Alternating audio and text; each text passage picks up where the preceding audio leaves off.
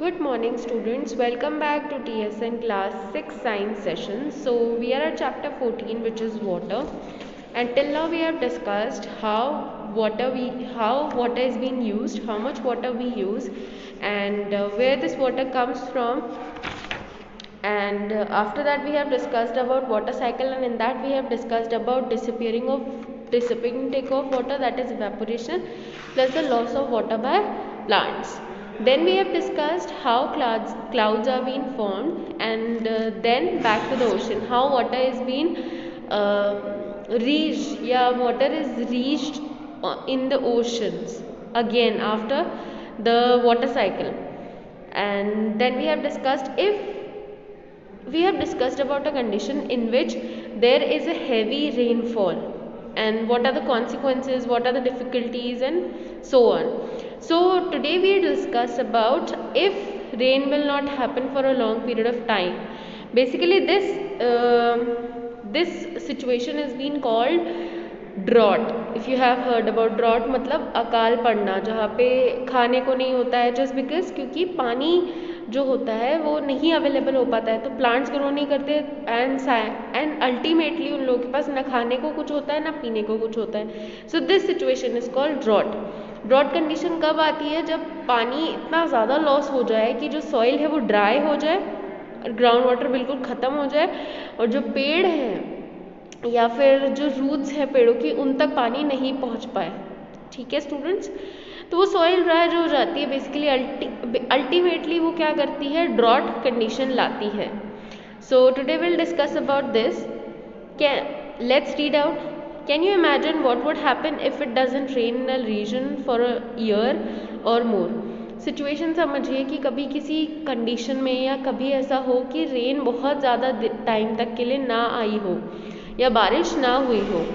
The soil continues to loss water by evaporation and transpiration. जो soil है वो क्या करता है? अल्टीमेटली पानी को छोड़ अपने, मतलब पानी जो होता है उसमें से ख़त्म होने लगता है. ठीक है, किसके थ्रू होता है? हमने दो प्रोसेस पढ़ी थी. इवेपोरेशन, वाटर का वाटर वेपर में कन्वर्जन क्या होता है? Evaporation. And transpiration is loss of water from leaves to the air. तो ये जो लॉस हो रहा है ये किसके थ्रू होता है स्टूडेंट्स? स्टोमेटा के थ्रू. लीव्स के अंदर स्टोमेटा होते हैं, तो स्टोमेटा जब वो ओपन होते हैं गैस एक्सचेंज के लिए, तो उसी टाइम क्या होता है?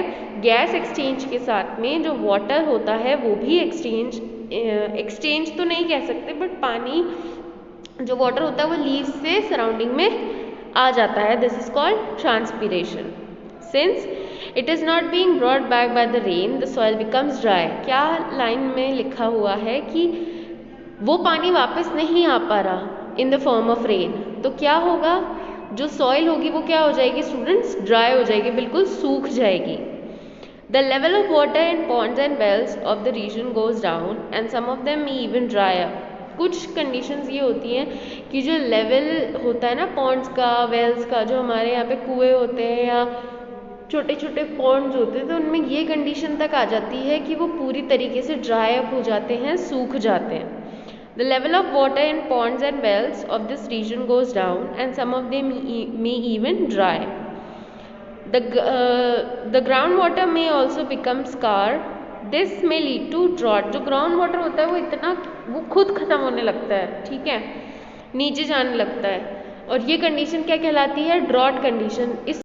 इस वर्ड को प्लीज़ अंडरलाइन कर लें, this is very important.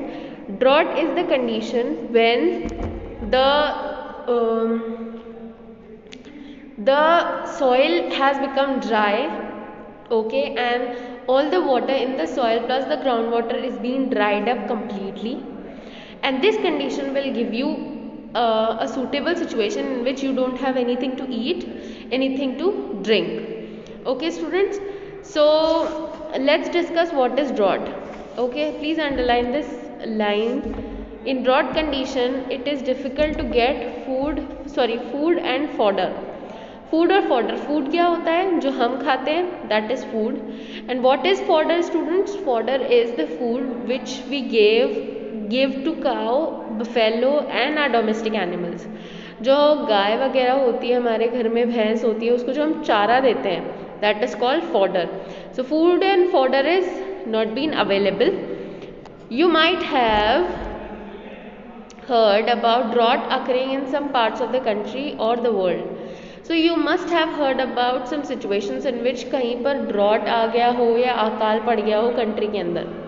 Are you aware of the difficulty faced by the people living in these areas? इन सब एरियाज में क्या डिफ़िकल्ट हो जाता है? समझ रहे हो स्टूडेंट्स, कितनी ज़्यादा प्रॉब्लम्स हो जाती हैं. खाने को नहीं है, पीने को नहीं है, लोग कैसे रहेंगे, इवन लोगों की जान तक चली जाती है इस कंडीशंस में. What happens to the animals and vegetation in these conditions? In conditions में बेचारे एनिमल्स और जो वेजिटेशन है, प्लांट्स वगैरह, उनकी क्या कंडीशन होती होगी. हम लोग तो फिर भी एक सेकेंड के लिए सर्वाइव कर ले, लेकिन प्लांट्स तो नहीं सर्वाइव कर सकते.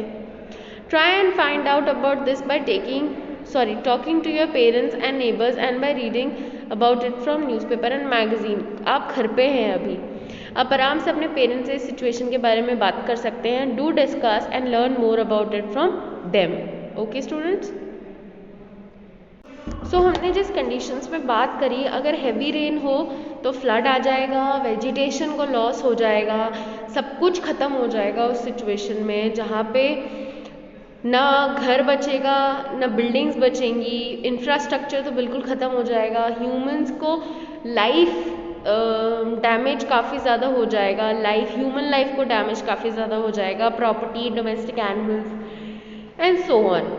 और जब ड्रॉट की कंडीशन होगी, जहाँ पानी कम होगा, उस सिचुएशन में क्या होगा students, it will be very difficult for living organisms to survive just because of the lack of water in the soil plus the lack of water to drink and ultimately lack of food, because what we eat is plants, you know that what we eat is plants, and if plants can't survive, we ultimately will not survive.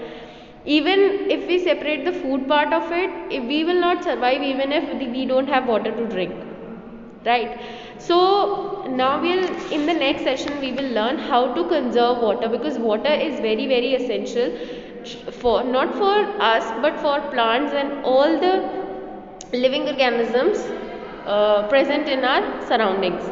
So we have to conserve water, and then we'll discuss how to conserve water. Rainwater harvesting, which is very important, very very important. We all should practice this process. Rainwater harvesting is preserving the rainwater, because rainwater is fresh water, we know that. It doesn't have excess of salt and excess of anything, it is very pure. So to conserve that rainwater, this is called rainwater harvesting. Okay students, so in the next session we will discuss both these topics. Till then, have a nice day. Thank you, and I'll be sending you notes. Do take care of yourself. Have a nice day.